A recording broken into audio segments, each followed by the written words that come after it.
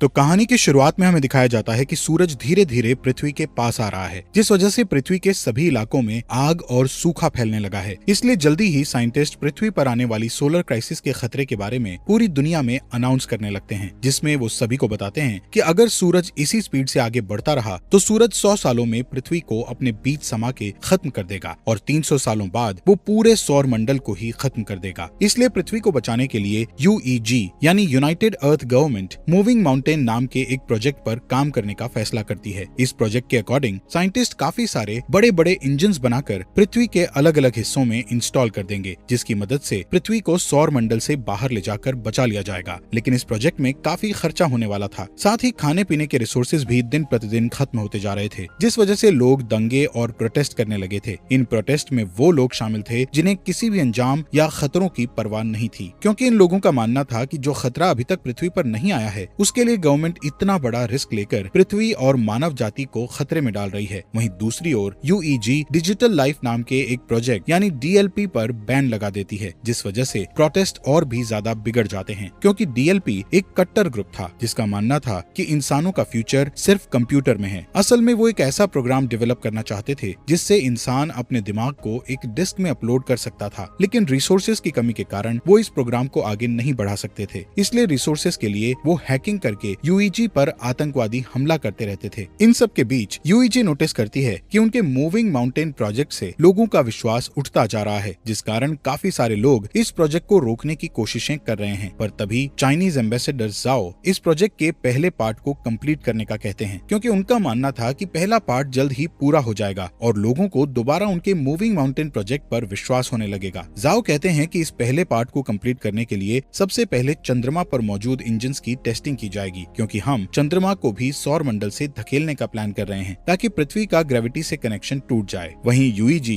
इस टास्क को कंप्लीट करने के लिए कई लोगों को एस्ट्रोनॉट्स के रूप में ट्रेन करने वाली थी, इसलिए वो कुछ सोल्जर्स को बेस पर इकट्ठा करती है, जहां हम लियू नाम के एक पायलट को देखते हैं। तभी लियू देखता है कि बेस प्रोटेस्टर्स से घिरा हुआ है और गार्ड्स उन्हें रोकने की कोशिश कर रहे हैं। उसी वक्त एक प्रोटेस्टर बेस के अंदर घुस आता है, पर हैन नाम की लड़की उस आदमी को मारकर नीचे गिरा देती है। ये देखकर लियू हैन से काफी इंप्रेस होता है और उसके साथ जिंदगी गुजारने के सपने देखने लगता है। इसके बाद सभी ट्रेनीज को एक एलिवेटर में बैठकर अंतरिक्ष में भेज दिया जाता है, क्योंकि उनका पहला टेस्ट अंतरिक्ष में होने वाला था। ये अभी तक का सबसे ऊंचा एलिवेटर था। इस एलिवेटर के ऊपर जाने की स्पीड इतनी तेज थी कि कुछ ट्रेनीज बेहोश हो जाते हैं, जिस कारण वो उस स्टेशन को भी नहीं देख पाते जो कि मूविंग माउंटेन प्रोजेक्ट के लिए बनाया जा रहा था। यहाँ सभी ट्रेनीज को फाइटिंग स्किल्स सिखाते हुए फायर आर्म्स का यूज करना सिखाया जाता है। इसके अलावा उन्हें बार बार एलिवेटर से ट्रेवल करवाया जाता है ताकि उन्हें फ्यूचर में एलिवेटर से ट्रेवल करने में किसी भी तरह की परेशानी का सामना ना करना पड़े। साथ ही सभी का मेडिकल टेस्ट करके उन्हें डेली एक्सरसाइज करवाई जाती है। इस ट्रेनिंग के दौरान लियू और हैन एक दूसरे को पसंद करने लगते हैं और उन्हें प्यार हो जाता है। फिर एक दिन लियू गार्ड को सिगरेट की घूस देता है और बेस के अंदर एक गुलदस्ता ले आता है, जिसे वो हैन को देते हुए उसे प्रपोज कर देता है। इसी सुबह एस्ट्रोनॉट्स का एक नया बैच वहाँ आता है और एलिवेटर में शामिल हो जाता है। तभी अचानक से बेस में मौजूद ड्रोन्स बाहर आने लगते हैं, जिससे इंजीनियर्स को पता चलता है कि उनका सिस्टम हैक हो गया है। इसी दौरान एलिवेटर अपने शेड्यूल से पहले ऊपर जाने लगते हैं। दूसरी ओर एलिवेटर में शामिल हुए नए एस्ट्रोनॉट्स अपने कपड़े बदलने लगते हैं। तब लियू और हैन नोटिस करते हैं कि नए एस्ट्रोनॉट्स ट्रेनीज के नाम की यूनिफॉर्म पहन रहे हैं, जिससे वो समझ जाते हैं कि वो लोग कोई एस्ट्रोनॉट्स नहीं बल्कि आतंकवादी हैं। यहाँ बेस में सभी ड्रोन्स अटैक करके आग लगाने लगते हैं, जिन्हें रोकने के लिए पायलट उन पर अटैक करते हैं, लेकिन ड्रोन्स पर निशाना नहीं बना सकते थे, क्योंकि साइंटिस्ट ने सिस्टम को इस तरह बनाया था कि वो अपने ड्रोन्स पर अटैक ना कर सके। वहीं ड्रोन्स हैक हो चुके थे, इसलिए वो सिस्टम पर अटैक कर रहे थे। इस तरह अटैक करते हुए ड्रोन्स एक एलिवेटर को नीचे गिरा देते हैं। दूसरी तरफ एलिवेटर में आतंकवादी सभी ट्रेनीज से उनकी ID चुराते हैं और सभी गेट्स को बंद करके ट्रेनीज की कुर्सियों को लॉक कर देते हैं। यहाँ जो भी उन लोगों को रोकने की कोशिश करता है उन्हें बुरी तरह पीटा जाता है। इस एलिवेटर के दूसरे रूम में लियू होता है, जो कि अपनी कुर्सी छोड़ देता है और अपने चश्मे का यूज करके गेट की लॉक स्क्रीन को धूप से जलाकर गेट ओपन कर लेता है। इस गेट की दूसरी साइड जाकर लियू देखता है कि उसका एक साथी बुरी तरह घायल है, क्योंकि आतंकवादियों ने उसे बुरी तरह पीटा था। इसलिए लियू उन आतंकवादियों के पीछे जाता है और उनसे लड़ने लगता है। इस फाइट में एक आतंकवादी ऊंचाई से गिरकर मर जाता है, जिसके बाद लियू एक फायर एक्सटिंग्विशर को लेकर दूसरे आदमी का पीछा करता है। इस बीच वो आतंकवादी चोरी की गई ID से एलिवेटर को स्टेशन तक पहुंचा देता है। ठीक उसी समय ड्रोन उन पर एक मिसाइल से अटैक करते हैं। इस दौरान बेस में साइंटिस्ट 550C नाम के इंटेलिजेंट क्वांटम कंप्यूटर की मदद से सिस्टम को हैकर से सेफ कर लेते हैं, जिसके तुरंत बाद ड्रोन्स जमीन पर गिरकर ब्लास्ट हो जाते हैं और फिर साइंटिस्ट द्वारा एलिवेटर को वापस नीचे खींच लिया जाता है। यहाँ ल्यू अभी भी उस आतंकवादी से लड़ रहा था। तभी हैन एक मैकेनिकल हाथ की मदद से विंडो को तोड़ती है और ल्यू के पास आकर उस आतंकवादी को मारने में उसकी मदद करती है। इसके बाद हैन गुस्से में ल्यू से दोबारा फ्लावर्स मांगती है क्योंकि इस फाइट के दौरान उसके सभी फ्लावर्स टूट चुके थे। तभी अचानक से उसका स्टेशन बेस पर गिरने लगता है क्योंकि उस आतंकवादी ने मरने से पहले डेटोनेटर दबा दिया था। ये स्टेशन बेस पर गिरकर क्रैश हो जाता है जिससे बेस पर मौजूद बिल्डिंग्स ब्लास्ट हो जाती है और एलिवेटर भी अचानक से जमीन पर गिर जाता है जिससे सभी ट्रेनीज भी इस एक्सीडेंट के शिकार बन जाते हैं। हालांकि ल्यू और हैन सही सलामत होते हैं। इसी दिन न्यूज पर बताया जाता है कि इस ब्लास्ट में लगभग 3000 लोगों की जान जा चुकी है और 5 से भी ज्यादा लोग घायल हुए हैं। यूईजी के बनाए स्टेशन के क्रैश होने के कारण कई लोगों की जानें गई थी, इसलिए लोग और भी प्रोटेस्ट करने लगते हैं। इस प्रोटेस्ट में आतंकवादी हमले और दंगे भी होते हैं। सभी प्रोटेस्टर गवर्नमेंट से डीएलपी को वापस लेने की मांग कर रहे थे। यहाँ जाओ अपनी असिस्टेंट से उस स्पीच को पढ़ने के लिए कहता है जिसे उसने यूईजी के प्रोजेक्ट में विश्वास रखने के लिए लिखा था। इसी दौरान जाओ अमेरिकन एम्बेसडर के साथ बातचीत करता है और उनसे प्रोजेक्ट पर काम करने के लिए एक और मौका मांगता है। कुछ हफ्ते बाद क्रायो स्लीपिंग पॉड्स में लोगों को रखकर चंद्रमा पर भेजा जाता है ताकि वो चंद्रमा पर जाकर इंजन्स पर काम जारी रख सकें। इस बीच हैंग्यू नाम का कंप्यूटर इंजीनियर क्रायो स्लीप से उठता है जो कि 550A नाम के एआई और उसकी बेटी याया की एक रिकॉर्डिंग को चेक करता है। दरअसल 550A की मदद से ही याया हैंग्यू से बात करती थी। यहाँ पता चलता है कि हैंग्यू पहले डीएलपी के लिए काम करता था लेकिन 550C तक पहुँचने के लिए वो चंद्रमा पर काम करने आया है। असल में 500C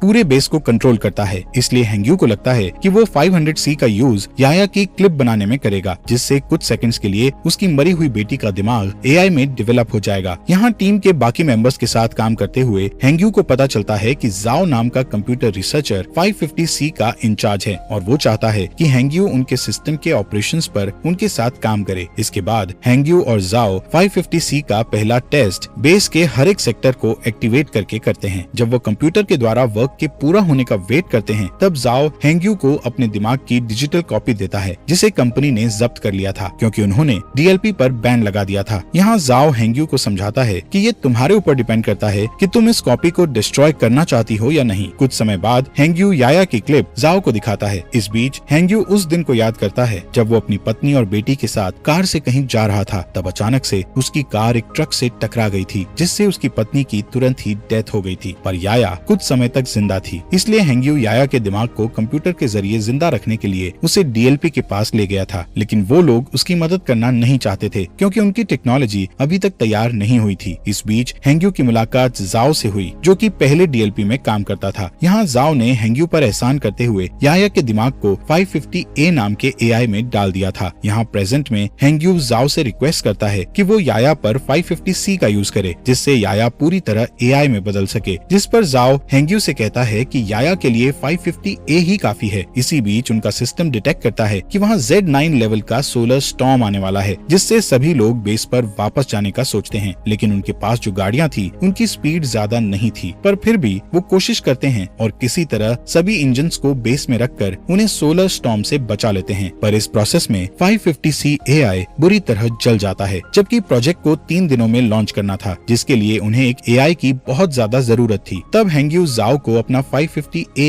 एआई देने को कहता है, लेकिन इसके बदले वो फ्यूचर में 550 मॉडल्स डेवलप करने वाली टीम में खुद को शामिल करने का कहता है, जिस पर जाओ मान जाता है और हैंग्यू एआई से याया के दिमाग के डिस्क निकाल लेता है। 3 दिन के बाद टीम इंजन्स का टेस्ट करती है। तब चंद्रमा कुछ सेकंड्स के लिए अपनी जगह से थोड़ा सा शिफ्ट हो जाता है जिसे देखकर टीम बहुत खुश हो जाती है क्योंकि इससे साबित हो जाएगा कि 20 साल में वो पूरी तरह से चंद्रमा को पृथ्वी से दूर कर देंगे। इसके अलावा टीम की इस सफलता से पूरी दुनिया के लोगों को मूविंग माउंटेन प्रोजेक्ट पर विश्वास हो जाता है। कुछ महीने बाद वो पृथ्वी पर इंजन का टेस्ट करते हैं जिससे सभी स्क्रीन ब्लैक हो जाती हैं और लोगों को लगता है कि उनका टेस्ट फेल हो गया है, लेकिन अचानक उन्हें फील होता है कि जमीन हिल रही है। वहीं दूसरी ओर बेस पर मौजूद एस्ट्रोनॉट्स को आसमान में एक लाइट जलती हुई दिखती है। इससे यूईजी के साइंटिस्ट प्रूव करते हैं कि पृथ्वी अपनी जगह से थोड़ी दूर पर शिफ्ट हुई है। ये जानकर पूरी दुनिया जश्न मनाने लगती है। इसी तरह कई साल बीत जाते हैं और यूईजी बहुत ही शक्तिशाली इंजन्स को बनाता है जो कि पृथ्वी और चंद्रमा को धक्का देकर मूव करके सौर मंडल से दूर कर देगा। साथ ही इस प्रोजेक्ट का नाम अब द वैंडरिंग अर्थ रखा जाता है और 550C द्वारा कई बिल्डिंग्स को बनाया जाता है, जिसके बाद यूईजी हर साल एक नया टेस्ट करती है जिससे उनकी थ्योरी सही साबित होती है। है। इस तरह लोग यूईजी के प्रोजेक्ट को पूरी तरह एक्सेप्ट कर लेते हैं, जिस कारण डीएलपी पूरी तरह से गायब हो जाता है। इसके अलावा लोगों में ये भी चर्चा होती है कि गवर्नमेंट ने जो अंडरग्राउंड सिटीज बनाई है उनके अंदर जाने के लिए लोगों को पास खरीदने होंगे। यहाँ पता चलता है कि हर साल पृथ्वी का रोटेशन धीमा हो रहा था, जिससे एक दिन में 24 घंटे की जगह 60 घंटे का सिस्टम हो गया है और ग्लोबल इंटरनेट भी अब बंद हो चुका था। साथ ही पृथ्वी पर अब बाढ़ और सोलर रेडिएशन जैसी समस्याएं लगी थी, जिससे कैंसर की बीमारी बढ़ने लगती है। इधर ल्यू और हैन शादी कर लेते हैं और उनका एक बेबी बॉय होता है। वो दोनों परेशान होते हैं क्योंकि उन्हें उनके बेटे के लिए अंडरग्राउंड सिटीज का पास नहीं मिला था। इसी बीच हैन को कैंसर हो जाता है, जिससे वो दोनों और भी परेशान हो जाते हैं। यहाँ हैंग्यू नए 500 डेवलपमेंट की हेल्प से याया के लिए एआई बनाता है, जिसे वो 550W का नाम देता है। यहाँ हमें बताया जाता है कि स्टेशन को गिरे हुए 14 साल बीत चुके हैं और अब ल्यू मेजर की पोस्ट पर आ चुका है। एक दिन ल्यू को अंतरिक्ष में भेजने के लिए उसका इंटरव्यू लिया जाता है। यहाँ 550W उसका इंटरव्यू लेता है और बताता है कि ल्यू के स्किल्स इम्प्रेसिव हैं। इसके अलावा 550W ल्यू की फैमिली में हो रही परेशानियों के बारे में भी बताता है और कहता है कि ल्यू को पृथ्वी पर रहकर अपनी फैमिली की देखभाल करनी चाहिए। जिस पर ल्यू कहता है कि मुझे अपनी फैमिली को पीछे छोड़ने का दुख है, लेकिन मुझे अपने बेटे को अंडरग्राउंड सिटी में भेजने के लिए बेस पर आकर काम करना पड़ेगा। यहाँ मिरर के दूसरी साइड प्रोजेक्ट के इंचार्ज साइंटिस्ट इस इंटरव्यू को सुन रहे थे, जिसमें हैंग्यू ल्यू की बातें सुनकर अपनी बेटी की याद करने लगता है। इसके बाद 550W बताता है कि हैन की जल्दी ही डेथ होने वाली है, जिस कारण ल्यू पूरी तरह से टूट जाएगा और स्ट्रेस टेस्ट में फेल हो जाएगा। इंटरव्यू के बाद ल्यू हैन के साथ टाइम स्पेंड करने के लिए हॉस्पिटल जाता है, जहाँ हैन कहती है मैं आखिरी बार अपने होम टाउन को देखना चाहती हूँ, पर मौसम की समस्याओं के कारण उसे होम टाउन में ले जाना बहुत मुश्किल था। इधर हैंग्यू ल्यू की बातों से इतना इमोशनल हो गया था कि वो चोरी से बेस में घुसकर याया के दिमाग को 550W से जोड़ देता है और उसे सिस्टम में देखने लगता है, जिससे वो इमोशनल होकर रोने लगता है। तभी जाओ गार्ड्स के साथ वहाँ आ जाता है और हैंग्यू को समझाने लगता है कि उसे याया की डेथ को एक्सेप्ट करना होगा, जिस पर हैंग्यू मना कर देता है और याया को पूरी तरह से 550W में अपलोड कर देता है, जिससे चंद्रमा के सिस्टम में तुरंत प्रॉब्लम आना शुरू हो जाती है और सभी इंजन्स फेल होने लगते हैं। इसके बाद गार्ड्स हैंग्यू को पकड़ लेते हैं और अपने साथ ले जाते हैं। इधर जाओ याया के डिस्क को निकालकर 550W एआई को बंद कर देता है। इस बीच ल्यू अपने पुराने दोस्तों के जरिए एक जेट उधार लेता है और हैन को उसके होम टाउन ले जाता है। कुछ ही समय में वो शंघाई सिटी में लैंड करते हैं, जो कि अब बर्फ से जमी हुई बंजर जमीन बन चुकी थी। दोनों सितारों को देखते हुए बातें करते हैं, जहाँ हैन ल्यू से कहती है कि मैं समय आने पर शान से मरना चाहती हूँ। यहाँ यूईजी के लोग हैंग्यू के द्वारा की गई सिस्टम प्रॉब्लम्स के बारे में बात करते हैं और नोटिस करते हैं कि ये उस हैकिंग की तरह ही है जो कुछ सालों पहले ड्रोन और एलिवेटर के साथ की गई थी। इसलिए सभी 550W के सिस्टम को हैक करके सही करने का सोचते हैं, लेकिन वो हर बार ब्लॉक हो जाते हैं। तभी अचानक चंद्रमा के इंजन ब्लास्ट हो जाते हैं, जिससे चंद्रमा पृथ्वी की ओर आने लगता है। दूसरी तरफ जाओ समुद्र के पास खड़ा होता है और सभी देशों के लीडर्स को एक इमरजेंसी अलर्ट सेंड करता है, क्योंकि सुनामी धीरे धीरे बढ़ रही थी, जो जल्द ही जमीन से टकरा जाती है। इस इमरजेंसी के कारण ल्यू को भी वापस ड्यूटी पर बुलाया जाता है। वहीं लीडर्स पहले से ही अंडरग्राउंड सिटी को खोलना शुरू कर देते हैं ताकि वो सुनामी से लोगों की जान बचा सकें। यहाँ ल्यू के मिशन पर जाने से पहले ही हैन की डेथ हो जाती है, इसलिए उनके बेटे को हैन के पिता अंडरग्राउंड सिटी में मिल जाते हैं। इस बीच जाओ यूईजी से सपोर्ट मांगते हुए कहता है कि उन्हें पृथ्वी के सभी परमाणु हथियारों का यूज करके चंद्रमा पर अटैक करना होगा, ताकि वो चंद्रमा को पृथ्वी से टकराने से रोक सकें, जिस पर सभी देश अपने अपने हथियार सौंपने के लिए मान जाते हैं। इस बीच जाओ हैंग्यू से मिलने के लिए जेल में जाता है और उसे बताता है कि वो पृथ्वी के इंजन्स को जल्द से जल्द एक्टिव करना चाहते हैं, लेकिन इसके लिए उन्हें ग्लोबल इंटरनेट को फिर से एक्टिव करना पड़ेगा। साथ ही जाओ बताता है कि इंटरनेट का एक सर्वर पानी में डूब गया है, जिसकी केयर करने के लिए उन्हें हैंग्यू की जरूरत है, लेकिन हैंग्यू जाओ की बात नहीं मानता है। तब जाओ उसे याया के दिमाग की डिस्क दिखाकर उसे ब्लैकमेल करता है, जिससे हैंग्यू को उसकी बात माननी पड़ती है। इसके बाद हम देखते हैं कि परमाणु को ट्रांसपोर्ट करने के लिए ल्यू के साथ साथ कई पायलट को चुना जाता है। वहीं पृथ्वी पर मिसिंग इंटरनेट सर्विस की देखभाल के लिए 3 टीम्स को बीजिंग, टोक्यो और डैलस भेज दिया जाता है। इसके बाद चुने हुए पायलट्स शटल्स के साथ चंद्रमा के लिए रवाना हो जाते हैं, जहां अंतरिक्ष में एस्ट्रॉइड्स प्लैनेट तेजी से शटल से टकराने लगते हैं, जिससे कई शटल्स क्रैश हो जाते हैं और टीम को 200 हथियारों का लॉस हो जाता है। इस वजह से अब उनके पास सिर्फ 180 हथियार ही बचे होते हैं। थोड़ी ही देर में बाकी के शटल्स चंद्रमा की सतह पर आ जाते हैं, लेकिन तभी एस्ट्रॉइड्स एक शटल को हिट कर देता है, जिससे ल्यू की शटल भी क्रैश हो जाती है। इसलिए उन्हें मजबूरन जमीन पर उतरना पड़ता है। इस दौरान उन्हें 384 हथियारों का फिर से लॉस हो जाता है। यहाँ बचे हुए लोग टेप को ढूंढने लगते हैं ताकि वो उनके टूटे हुए हेलमेट को ठीक करके अपने घाव पर पट्टी कर सकें। इसके बाद वो लोग तय करते हैं कि वो लोग बचे हुए हथियारों को पैदल ही चंद्रमा पर फिट कर देंगे, पर ल्यू नहीं चाहता था कि इस काम को करके यंग लोग मारे जाएं, इसलिए वो अकेला शटल से बाहर आकर गेट को बंद कर देता है। यहाँ पृथ्वी पर तीनों टीम्स सर्वर की जगह पर पहुंचकर पानी के नीचे चली जाती हैं, जहाँ ड्रोन और स्पेशल टूल्स की मदद से हैंग्यू की टीम बिल्डिंग में जाती है और सर्वर का दरवाजा ढूंढने लगती है। लेकिन जब वो दरवाजे को जबरदस्ती खोलते हैं तो उनका एक आदमी बुरी तरह घायल हो जाता है। तब जाओ उसके घावों को सही करने की कोशिश करता है, लेकिन उनके पास घाव को ठीक करने के लिए कोई सामान नहीं था, जिस कारण उस आदमी की डेथ हो जाती है। जिसके बाद हैंग्यू और जाओ इंटरनेट को वापस लाने के लिए कनेक्शन बनाने का डिसीजन लेते हैं। दूसरी तरफ ल्यू हथियारों को एक ट्रक से ले जाने लगता है। तभी अचानक चंद्रमा का मलबा पृथ्वी से टकराता है, जिस वजह से बिल्डिंग्स हिलने लगती है और कुछ हार्डवेयर जाओ के पैर पर गिर जाते हैं, जिससे वो बुरी तरह फंस जाता है। तभी उस रूम में पानी भरने लगता है। दूसरी ओर हैंग्यू अपने ड्रोन की मदद से भी रूम का गेट नहीं खोल पा रहे थे, इसलिए जाओ उसे जल्दी से पासवर्ड की दे देता है, पर इस दौरान जाओ की पानी में डूबने से डेथ हो जाती है। इसके बाद चंद्रमा का मलबा पृथ्वी की मेजर लोकेशंस को डिस्ट्रॉय करने लगता है, जिससे अंडरग्राउंड सिटीज में जा रहे लोग पैनिक होने लगते हैं। वहीं यूईजी में जाओ को बुरी खबर मिलती है कि उनके पास परमाणु हथियारों का एक साथ ब्लास्ट करने के लिए समय नहीं है, जिससे जाओ उम्मीद खो देता है। पर तभी उसका एक आदमी उसे सोल्यूशन बताता है कि अगर वो अंतरिक्ष में और भी एस्ट्रोनॉट्स को भेज देंगे तो हथियारों को मैनुअली ब्लास्ट किया जा सकता है, यानी कि सभी एस्ट्रोनॉट्स को अपना सेक्रीफाइस करके दुनिया को बचाना होगा। इस ऑपरेशन के लिए 300 लोगों की जरूरत थी। यहाँ एक पुराना पायलट कहता है कि ऐसा करना हमारा कर्तव्य है, पर यंग लोग फ्यूचर की देखभाल करने के लिए हैं, इसलिए उनका सेक्रीफाइस ना किया जाए। उस पायलट की बात मानते हुए सभी पुराने पायलट्स को एस्ट्रोनॉट्स की टीम के साथ चंद्रमा पर पहुंचा दिया जाता है, जहां ल्यू